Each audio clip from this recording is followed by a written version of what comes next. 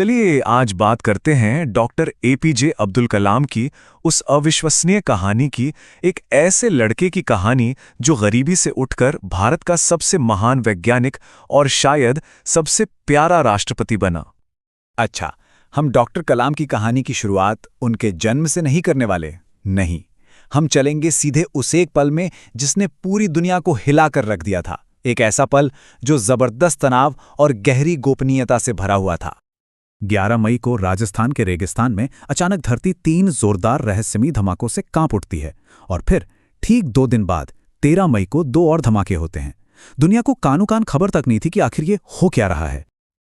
और बस यही सवाल था जो पूरी दुनिया पूछ रही थी, खास तौर पर अमेरिकी सीआईए, जिनके जासूसी सैटेलाइट्स को भारत के इन कामयाब न्यूक्लियर टेस्ट की भनक तक नहीं लगी। तो सवाल ये है कि ये सब हुआ कैसे? इसका जवाब है ऑपरेशन शक्ति। ये कोई मामूली मिशन नहीं था। सोचिए, वैज्ञानिक फौज की वर्दी में घूम रहे थे, बातें कोड वर्ड्स में हो रही थीं, ताकि दुनिया की सबसे एडवांस खुफिया एजेंसियों को भी धोखा दिया जा सके। और इस पूरे ऑपरेशन के पीछे जो दिमाग था, जो मेजर जनरल पृथ्वीराज थे, वो कोई और नहीं बल्कि डॉक्टर एपीजे अब्दुल कलाम थे। लेकिन ये समझने के लिए कि उन्होंने ये सब किया कैसे, हमें उनकी कहानी में बिल्कुल पीछे जाना होगा, एकदम शुरुआत में। तो चलिए चलते हैं साल 1931 में। जगह तमिलनाडु का एक छोटा सा कस्बा रामेश्वरम।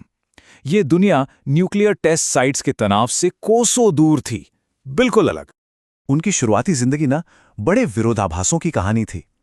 एक तरफ गरीबी, एक नाव चलाने वाले के बेटे जो घर चलाने में मदद के लिए अखबार बेचा करते थे, और दूसरी तरफ उसी छोटे से लड़के के अंदर ज्ञान की एक ऐसी जबरदस्त भूख थी जो बिल्कुल असाधारण थे।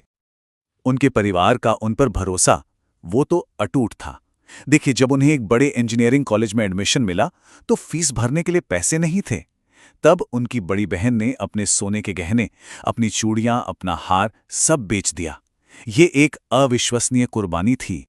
और बस इसी कुर्बानी ने उनके अंदर एक ऐसी आग जला दी जिसने उनके इरादों को फौलाद बना दिया। उनका पूरा करियर ही मानो बड़ी बड़ी मुश्किलों को घुटनों पर लाने की कहानी बन गया। उनके करियर के सफ़र को देखिए। 1960 में डीआरडीओ ज्वाइन करते हैं, फिर 1969 में इसरो चले जाते हैं और 70 के दशक तक वो भारत के पहले सैटेलाइट लॉन्च व्हीकल SLV-3 के प्रोजेक्ट डायरेक्टर बन जाते हैं। फिर 1982 में वापस डीआरडीओ आकर भारत के सबसे बड़े मिसाइल प्रोग्राम को लीड करते हैं। मतलब उन्हें हमेशा देश के सबसे मुश्किल काम ही सौंपे गए। लेकिन ऐसा नहीं है कि सब कुछ आसानी से मिल गया। रास्ते में बहुत बड़ी नाकामयाबियां भी आईं। सोचिए, फाइटर पायलट बनने का सपना सिर्फ एक रैंक से टूट गया और फिर सालों बाद उनकी जिंदगी का सबसे बड़ा प्रोजेक्ट SLV-3 रॉकेट लॉन्च होते ही सबके सामने समंदर में जा गिरा। और यहीं पे लीडरशिप का एक ऐसा सबक सीखने को मिलता है जो कमाल का है। कलाम पर उंगली उठाने के बजाय उनके मेंटर प्रोफेसर सतीश धवन ने प्रेस के सामने आकर सारी जिम्मेदारी खुद ले ली और अपनी टीम को ढाल की तरह बचाते हुए उन्हें दोबारा कोशिश करने का हौसला दिया। और नतीजा, ठीक 1 साल बाद उसी टीम ने कर दिखाया। ये वो कामयाबी थी जो एक बड़ी नाकामी की राख से पहना हुई थी, और इसी एक कामयाबी ने डॉक्टर कलाम को पूरे देश की आंखों का तारा बना दिया, एक नेशनल हीरो। इसी कामयाबी के बाद उन्हें भारत के integrated guided missile development programme की कमान सौंपी गई। यहां उन्होंने भारत को 5 अलग अलग तरह की मिसाइलें दी। पृथ्वी, जो जमीन से जमीन पर मार करती थी, अग्नि, जो बहुत दूर तक जा सकती थी, आकाश, और त्रिशूल, जो हवाई हमलों से देश का बचाव करते थे, और फिर नाग, तीसरी पीढ़ी की दागों और भूल जाओ वाली एंटी टैंक मिसाइल। इसी काम ने उन्हें हमेशा हमेशा के लिए भारत का मिसाइल मैन बना दिया।